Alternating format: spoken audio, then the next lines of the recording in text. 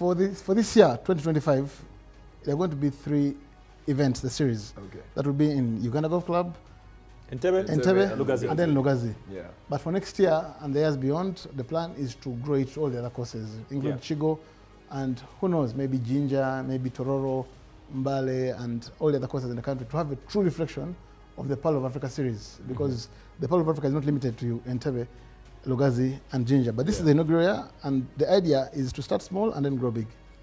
Okay. Now, in terms of the number of times, because clearly you're playing thrice series, so it basically works like not the DP World Tour, but basically like the Dubai road to Dubai, that type of thing. In other words, you're getting points from this event and that event and the other event. That's how it works, right? Absolutely. And for each event, obviously, there's money, there's prize money for the professionals, and also for the amateurs, because and I'm happy to say Trinity has been embraced in Uganda. Yeah. Because previously the amateurs were playing for only trophies. Yes. But right now, I think in the aftermath of what the Kenyans are doing, Kenya have a very, very vibrant amateur calendar. They have more than 35, 36 events. Wow. And there's some very attractive prize money. Actually, most of the Ugandan amateurs have been boarding buses and going to Kenya. Right. It helped Michael Alunga, who's in the US. It helped Godfrey Nsubuga, who's also in the US right now. And they're also in golf colleges.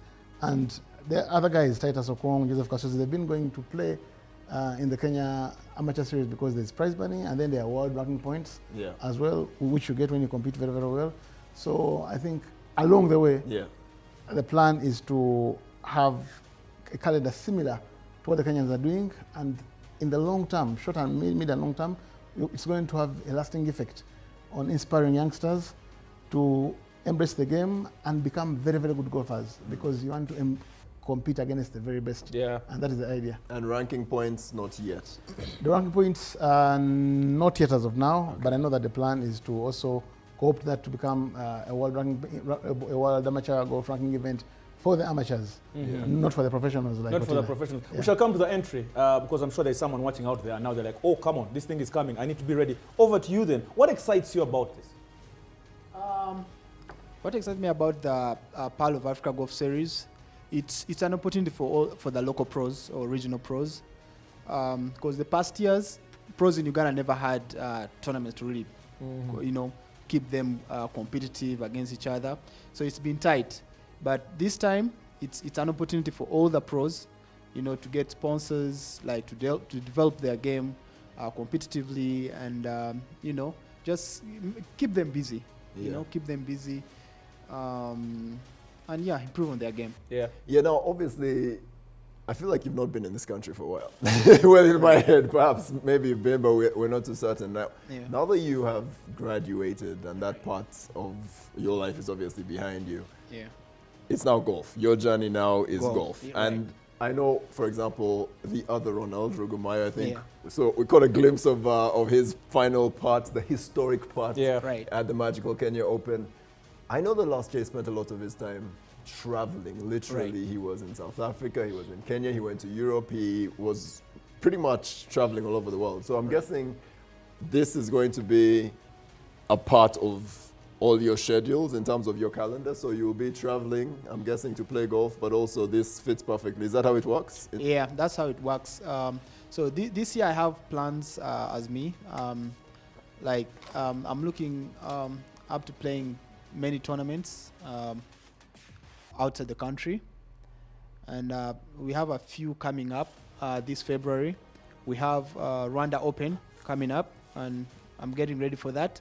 There's also there's Kenya Magical Open qualifiers that is coming up on the 17th of February, and it gives opportunities to all the pros, African and regional pros, to go and try and qualify to get into the Kenya Magical Open. But now this collides with the Rwanda Open, but I will have to choose wisely where to go.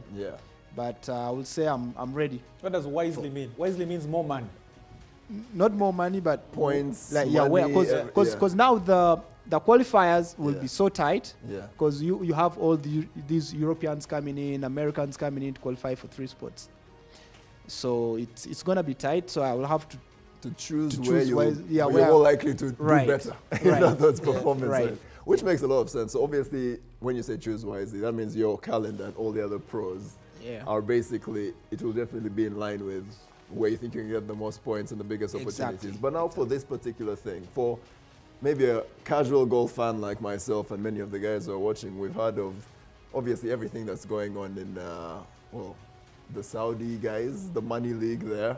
And then you hear about the TGL, right? There's a TGL which some people may have heard of. That's the one of Tiger Woods and Rory McIlroy. They were maybe trying to respond to what was happening with the Arab money. But when we think of those tournaments and then you hear Pearl of Africa Golf Series, obviously the flashiness and the excitement, is there anything extra that is coming from this that will get more people attracted to the sport? Because I've seen those guys are trying to do some technology things. The TGL stands for Tomorrow's Golf, so they're trying to actually get more people involved. So are you doing anything to get maybe people who don't know much about golf interested in the sport? Are you guys trying to add any extra layers?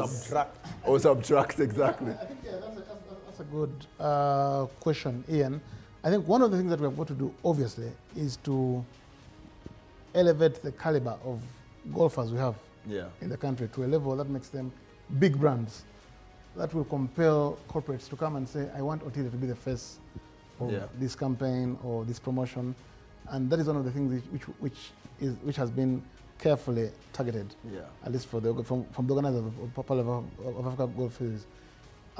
Secondly, is that beyond the golf, beyond the tees and the ball striking and the wedges and the birdies and the eagles, the plan is to factor in waste management and, of course, environmental sustainability, because golf is it's a sport which has spread over huge, vast green belts, and we want to have communities, cities which are breathing. We want to promote healthy environment. Trees, we must preserve our trees because they're part and parcel of our ecosystem. And as golf, I think we want to champion some of these agendas so beyond the golf. But lastly, and most importantly for me, is that now we're going to have both amateurs and professionals competing for money, but beyond that, they're trying to develop themselves into personalities and brands that can outlast and outshine their careers.